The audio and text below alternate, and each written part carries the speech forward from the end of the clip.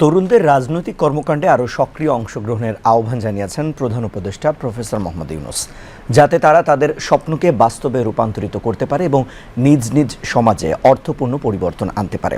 আজ রাষ্ট্রীয় অতিথি ভবন যমুনায় নরওয়ের বিভিন্ন রাজনৈতিক দলের একদল তরুণ রাজনৈতিক কর্মী প্রধান উপদেষ্টার সঙ্গে সাক্ষাৎ করতে গেলে তিনি এই আহ্বান জানান। তরুণদের রাজনীতিতে যোগদানে উৎসাহিত করে প্রধান উপদেষ্টা বলেন, অনাথায় তারা নীতি নির্ধারণে সক্রিয় ভূমিকা পালন করতে পারবে না।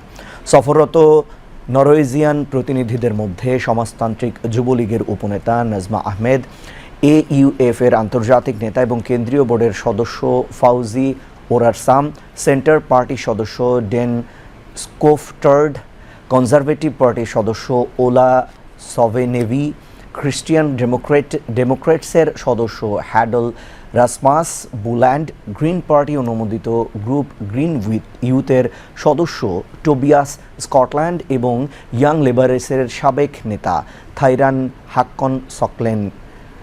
হাক্কন্স লোকেন্স।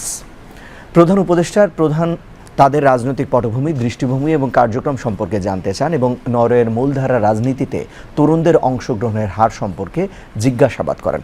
সফররত রাজনৈতিক কর্মীরা বাংলাদেশের তরুণদের সাথে দেখা করার অভিজ্ঞতা শেয়ার করে বলেন, এই তরুণ বাংলাদেশিদের অনেকেই তাদের জীবনদশায় ভোট দিতে পারেননি।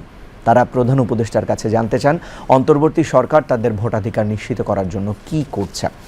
প্রধান উপদেষ্টা প্রফেসর মোহাম্মদ ইউনূস বলেন, নতুন সরকারের মূল প্রতিশ্রুতি হল পদ্ধতিগত সংস্কার। তিনি বলেন, গত 15 বছর ধরে মানুষ ভোট দিতে পারেনি। 3 মেয়াদে জাল ভোটদান ব্যবস্থা চালু ছিল। কর্তৃপক্ষ দাবি করেছিল যে এটি একটি বিশাল সাফল্য। বাস্তবে কেউ ভোট দিতে পারেনি। প্রধান উপদেষ্টা বলেন, তাই তরুণরা যাতে তাদের ভোটাধিকার প্রয়োগ করতে পারে তা নিশ্চিত করার জন্য প্রতিষ্ঠানগুলোর সংস্কার জরুরি।